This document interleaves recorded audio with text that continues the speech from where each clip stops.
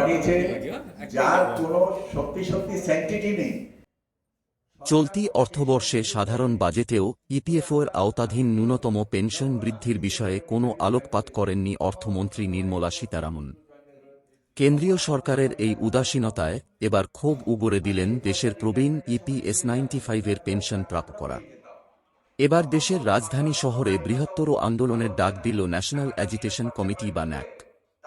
সংগঠনের তরফে পশ্চিমবঙ্গ শাখার সভাপতি শ্রী তপন দত্ত জানিয়েছেন, আগামী 9, 10 ও 11 মার্চ দিল্লির যন্তর মন্তরে ধর্ণা সমাবেশের ডাক দেওয়া হয়েছে। সেখানে দেশের বিভিন্ন প্রান্ত থেকে কমপক্ষে 1.5 লাখ প্রবীণ পেনশন প্রাপক জড়ো হবেন। সেই ধর্ণা সমাবেশ থেকেই কেন্দ্রের কাছে জবাবদিহি চাওয়া হবে। প্রসঙ্গত 9 মার্চ থেকেই সংসদের অধিবেশন শুরু হচ্ছে। ওই ধর্ণা সমাবেশে সর্বভারতীয় সভাপতি কমান্ডার শ্রী অশোক রাউত সহ নেতাদের একটা বড় অংশ উপস্থিত থাকবেন।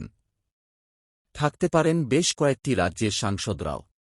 এ বিষয়ে শ্রী তপন দত্ত আর কি বললেন আসুন শুনে নেওয়া যাক। আমরা পশ্চিমবঙ্গ সরকার ন্যাশনাল এডুকেশন কমিটির মেম্বার, ইপিএস পেনশনার সবাই, আর আমাদের সর্বভারতীয় যে অধ্যক্ষ যে কমান্ডার অশোক রাওয়াত আর সেক্রেটারি বীরেন্দ্র সিং রাজওয়াতজি। তো আপনি তো ঠিক বলেই দিয়েছিলেন, 10 বছর ধরে আন্দোলন চলছে। আমরা বছরে প্রায় 2 বার দিল্লি যাচ্ছি, আর নিজের নিজের রাজ্যে তো আমরা আন্দোলন করেই চলেছি, প্রচুর আন্দোলন। আমরা ডিএম এর কাছে যাই, ধর্ণা দেই, মেমোরান্ডাম দেই থ্রু ডিএম টু পিএম, আর যখন আমরা সিপিএফসিকে দিই তখন আরপিএফসি থ্রুতে দিই। প্রত্যেকটা আরপিএফসি এপিএফও অফিস আমাদেরকে চেনে, প্রতিজন ডিএম আমাদেরকে চেনে। আমরা এলে বলে আমরা আবিবি নেই হুয়া আপকা কাম। তো এই যে আমরা 10 বছর ধরে লড়ে যাচ্ছি, বুলদানাতে আজকে প্রায় 9 বছর ধরে চেইন হাঙ্গার স্ট্রাইক চলছে। আমাদের মিনিমাম যে ডিমান্ডটা আছে, মিনিমাম পেনশন 7,500 সঙ্গে দিয়ে দিতে হবে। আর আমাদের ইপিএস পেনশনারদের স্বামী স্ত্রীকে নিয়ে যাতে মেডিকেল ফ্যাসিলিটি দেওয়া হয়, মেডিকেলের সুবিধা ইএসআই হসপিটাল থ্রুতে যেরকম সেন্ট্রাল গভর্নমেন্ট দেয়। এখন কথা হলো, প্রতিবার আমরা যাচ্ছি দিল্লিতে আর দিয়ে একবার অ্যাসুরেন্স নিয়ে চলে আসছি, आपका काम हो जाएगा, आपका काम हो जाएगा, आपका काम वार फुटिंग में चल रहा है। প্রধানমন্ত্রীও বলেছে, সভামন্ত্রী 3 সভামন্ত্রী পাল্টে গেল। সভামন্ত্রীও বলেছে, ইভেন নির্মলা সীতারামনের সাথে দেখা হয়েছে। লাস্টলি এক্সপেন্ডিচার কমিটি যে secretary, expenditure secretary of government of India, union গভর্নমেন্টের যে এক্সপেন্ডিচার সেক্রেটারি, ইনি আমাদের বলছেন এখন অবধি আমরা হিসাব কিতাব করে উঠতে পারিনি যে এত বড় ফান্ড আছে। ভাবুন, আমরা নিজেরাই বলছি প্রায় 9 লক্ষ কোটি টাকার উপরে তো আনক্লেম আছে, আর প্রতি মাসে ঢুকছে 64,000 করোড় করে। তো আমরা, তুমি আগেই বলেই দিয়েছো যে এবার মোদী সরকারকে আমরা হুঁশিয়ারি দিচ্ছি, এইবার আর ওর এসে আশ্বাসন চলবে না, এই প্রতিশ্রুতি চলবে না। আমরা দিল্লি যাচ্ছি, প্রত্যেকটা প্রদেশ থেকে যাচ্ছে প্রায় লাখ 1.5 লাখ লোক ওখানে হবে। আমরা কেউ রিটার্ন টিকিট কেটে যাচ্ছি না। আমরা কিন্তু এবার না নিয়ে ফিরবো না। 9 তারিখ থেকে পার্লামেন্ট সেশন চলছে, আর 9 তারিখ থেকেই আমাদের দিল্লি আন্দোলন শুরু হবে যন্তর মন্তরে। 9, 10, 11, যদি 9, 10, 11-র মধ্যে এই মোদী সরকার আমাদের পজিটিভ কিছু আউটকাম না দিতে পারে, মানে আমাদের দাবি যদি মেনে না নেয়, তাহলে কিন্তু আমরা বৃহত্তর আন্দোলনে যাব। আর সেই বৃহত্তর আন্দোলনের রূপরেখা কি হবে আমরা ইচ্ছে করেই বলছি না, এখন কিছুটা রেখেই রাখা হচ্ছে, যেটা মোদী সরকার বুঝতেও পারছে না। ভয়ঙ্কর আন্দোলন হবে যেই 9, 10, 11 যদি না হয়। ডু অর ডাই হবে, করো ইয়া মরো, আর পার কি লড়াই হবে। না, আমি রাজনীতিতে যেতে চাই না। রাজনীতি কি উদ্দেশ্য হতে পারে, ওদের কিছু থাকতেও পারে, কারণ মোদির এগেনস্টে বলছি হয়তো এই জন্য বিজেপি দিচ্ছে না, বা হয়তো তৃণমূল ভাবছে যে আমাদের হাতে নেই, আমরা এদেরকে শুনেও বা কি করবো। আমার কথা হলো, যে একজন এমপি হয়ে যায় সে তখন রাজনৈতিক দলীয় রাজনীতি ভুলে ও আমাদের রিপ্রেজেন্টেটিভ হয়ে ওখানে আমাদের হয়ে কথা কেন বলছে না। আমার কথা তাই, কারণ আমরা ডেইলি টিভির সামনে, আমাদের বুড়োদের কাজটা কি, আমরা খেলা দেখি, খবর দেখি। তো খবরে যখন পার্লামেন্ট সেশন চলে তখন আমরা দেখি প্রায় 20-25 জন এমপি আমাদের এই ইপিএস পেনশন বাড়বে কি না বাড়বে, মিনিমাম পেনশন কত হবে, এই নিয়ে কোশ্চেন করে। আর সরকার একটা ঘিসাপিটা উত্তর দিয়ে দেয়, এটা কন্ট্রিবিউটরি প্রভিডেন্ট ফান্ড, এটা যেরকম কন্ট্রিবিউট এরকম পাবে। একই কোশ্চেন শুনে আসছি, কিন্তু আমাদের এমপির দিকে মুখ থেকে আমি শুনলাম না যে একবার কোশ্চেন করছে। নানান নিয়ে ওরা করে, দে আর ভেরি স্মার্ট।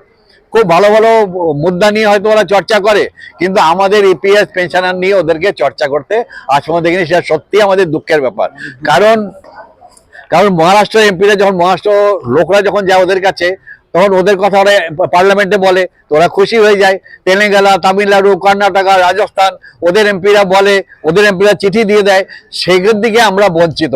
আমরা আজ পর্যন্ত পশ্চিমবঙ্গ থেকে আমাদের কোনো এমপির লেটারও দেখাতে পারলাম না, বা আমাদের কোনো এমপিকে বলতেও শুনলাম না। এটা আমাদের দুঃখের ব্যাপার।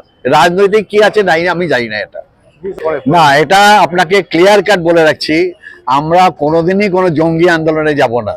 আমরা আগেই বলছি, আমরা বৃদ্ধ হয়েছি। মোদী সরকার যা ভাবছে, এরা তো আর বাস জ্বালাতে পারবে না, এরা তো আর রেল রুখতে পারবে না, এরা তো আর ঘর বাড়ি ভাঙতে পারবে না। কিন্তু একটা জিনিস যেটা পারি, আমরা মরতে পারি। আমরা তৈরি আছি, এই জন্য ডু অর ডাই। এই জিনিসটা মোদী সরকার বুঝতে পারছে না। কারণ এমনি আমাদের লোক প্রতিদিন আমরা 200 থেকে 250 জনকে হারাচ্ছি। আমার সেক্রেটারি নেই আজকে আমার সঙ্গে, ভাবতে পারেন, মারা গেছে পঙ্কজ দাশগুপ্ত। গতকালও ডান্ডপের একজন মারা গেছে, এর আগে ব্যারাকপুরে একজন মারা গেছে। আমরা প্রতিদিন শ্রদ্ধাঞ্জলি দিচ্ছি। সুতরাং মৃত্যুতে আর ভয় নেই দাদা। আর অনেক লোক আছে তারা চাইছে মরে গেলে এত বেঁচে যাবে। কারণ সত্যি বলছি, আপনি আমাকে দেখে বিচার করবেন না, আমি ওদের জন্য লড়তে এসেছি। তার দুবেলা ছাড়া একবেলা খাওয়ার পয়সা নেই। পার্লামেন্টে এরকম মিথ্যে কথা বলছে, এটা আমার কথা নয়, এটা আপনাদের বর্তমান পেপারও এসছে, নানান জায়গায় উঠেছে। পার্লামেন্টে যখন কোশ্চেন করেছে যে ইপিএস পেনশনারদের মিনিমাম পেনশন কবে বাড়ানো হচ্ছে, জানেন কি জবাব দিয়েছে?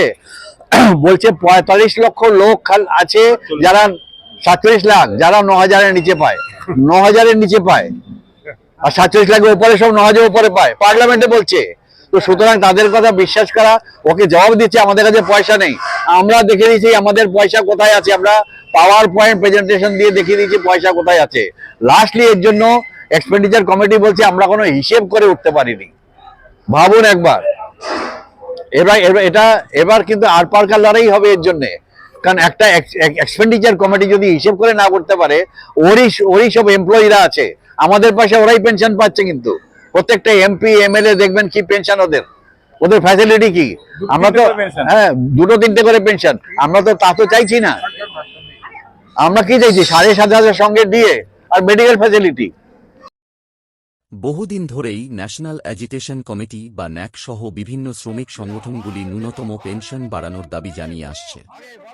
যদিও অভিযোগ, দীর্ঘ 12 বছর ধরে কেন্দ্রীয় সরকার তাদের বঞ্চিত করে চলেছে।